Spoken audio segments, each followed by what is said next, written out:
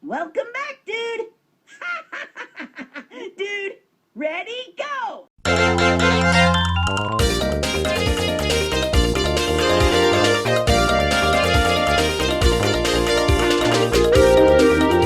Hello everyone, Free the Prinnies here. Welcome back to Let's Play Paper Mario. On the last episode, we got the Pulse Stone from Mustafa.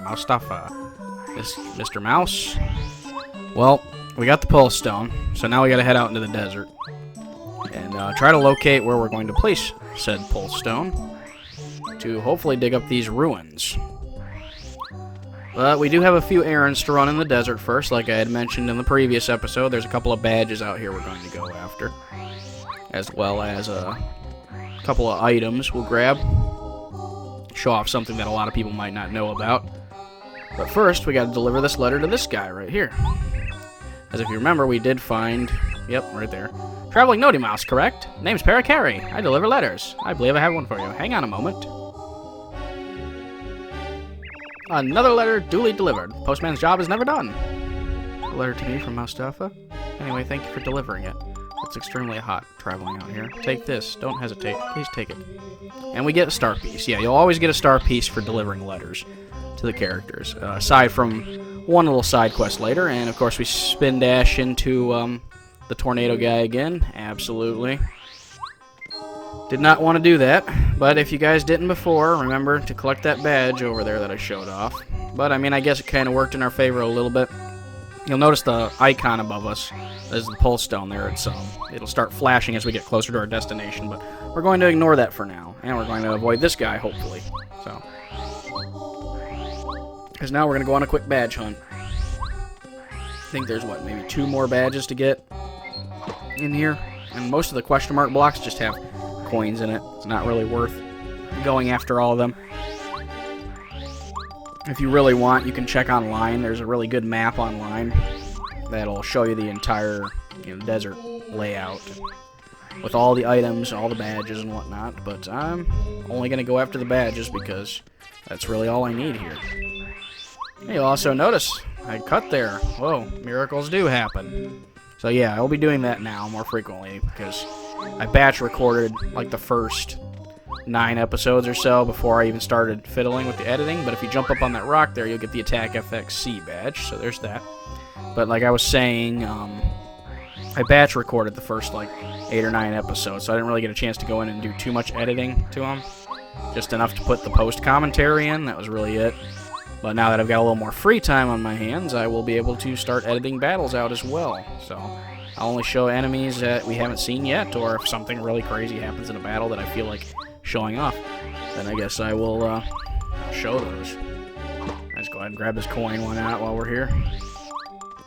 But yeah, if you just follow the paths that I'm taking, you'll eventually reach your destination. Just takes a little while because, yeah, there's the oasis over there. You can get turned around in the desert if you're not careful, which happens to me a few times if I remember correctly. But right over here, we're looking for this blue cactus right there. So we're going to jump into this tornado this time, the one by the blue cactus, and it'll drop you right up here next to a badge, the Spin Attack badge. It'll let you destroy a weaker enemy with a spin attack. So if they're a couple levels below you or whatever, it's hard to really say how they determine when an enemy's considered weaker than you. I know if you go into battle and you get like 1 star point from winning the battle, then it's pretty safe to say you'll be able to destroy them by spinning into them. Now, you don't get the star points, unfortunately, but you will get a few of the coins, and maybe an item if you're lucky. So I know it looks like we might be following the Pulse Stone here, but we're not. We're actually going to get a secret item, if I remember correctly here. But in order to do this, I should have done this while I was here before. If you come back to Colorado's camp here and go north this way, there you'll see that block up there in the top right there. Now if you come up to this block and you hit it 1 time, it'll spawn a block. Now if you hit it, I believe it's 10 times here, it'll spawn a second block. Now if you continue to hit this thing, I want to say that it's 100 times.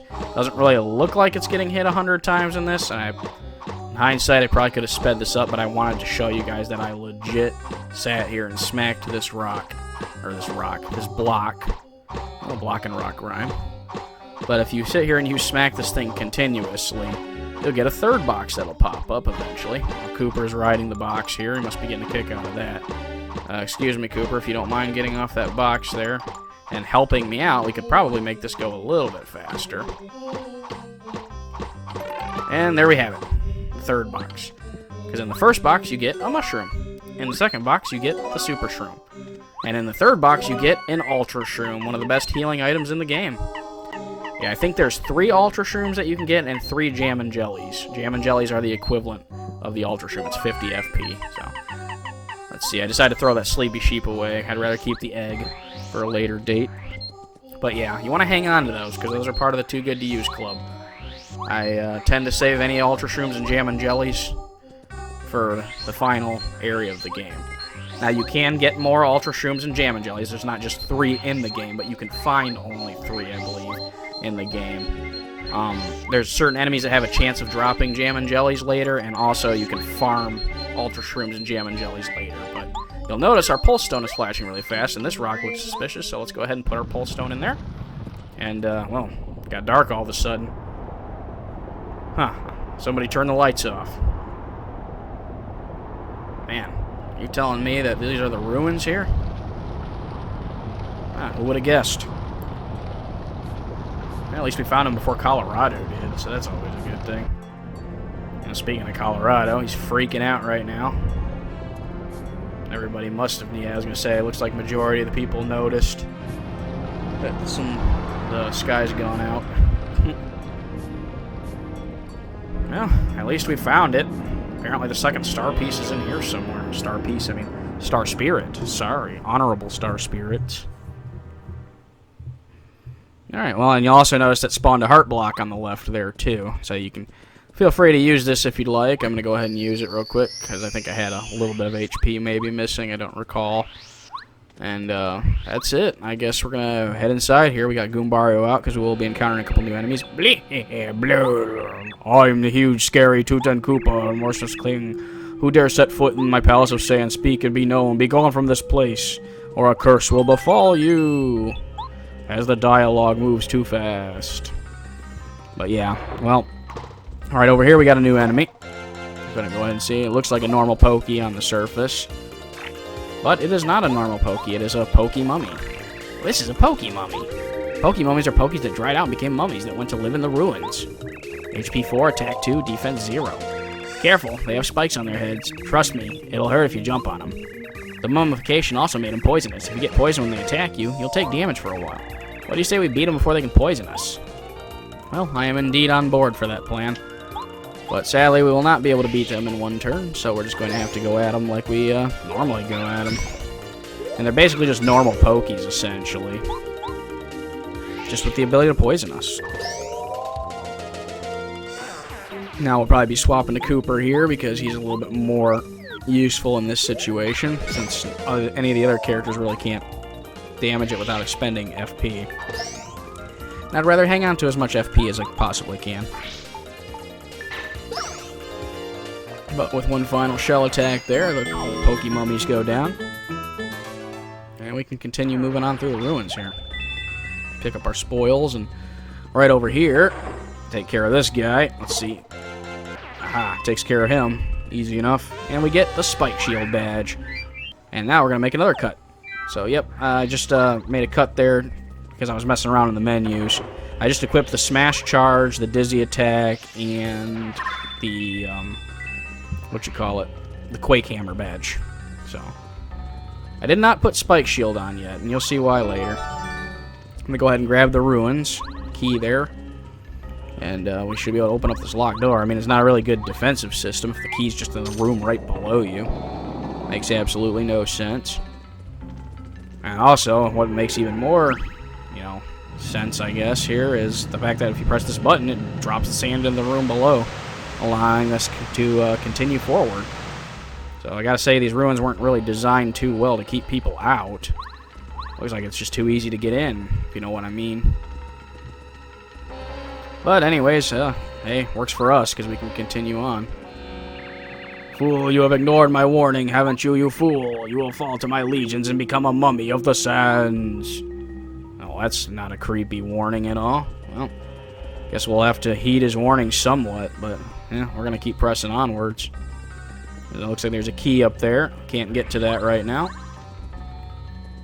So instead, we're going to head up here, because we got another new enemy here. We'll go ahead and pull Goombari out preemptively here. And we'll spin into him, because it'll make him dizzy, because I have the dizzy attack badge, so he's out for 1 turn. So we're not even going to bother attacking the guy up front. Matter of fact, we'll just go ahead and tattle right now. This is a Buzzy Beetle. Buzzy Beetles are cute, but mean. HP 3, attack 2, defense 2. Fire attacks don't work very well against these hardheads. If you can flip them, though, their defense power falls to 0. Keep flipping them, Mario. I heard they used to flourish all over the place, but now they're only found in dark, shadowy places. Well, I guess this is the ideal place for them, then. So, yeah, we're going to expend a turn, and I accidentally messed up my timing there, but we're going to keep them flipped because they won't be able to damage us, so I'd rather do that. Let's go ahead and jump on the guy in the front again. Try again, Mario. There we go. Perfect. And then if Goombario ends up hitting his timing perfectly, we'll be able to take this guy in the back. Alright, he was easy enough. This guy's going to flip one more time, but that's okay, because even if Mario misses, Goombario will have a chance to take him out. But luckily, we managed to pull the commands off just fine, and here we go. See you later, buddy. On to the next ones. Alright, I think there's only one other new enemy in this area now, too, if I'm not mistaken. Oh, no, actually, there's 2. Never mind. I remember. Something that happens a little bit later. Fly across the gap here and put Bombette to use again. Like I said, she doesn't get too much use, unfortunately. And then we'll drain the sand in this room. That should drop the sand down there and allow us to get that key that we couldn't reach. So I'm sure that'll come in handy, right? But before you leave this room, make sure you grab your star piece in the corner. It's just chilling here. Not a very hidden one, but, you know, hey, I'm not complaining.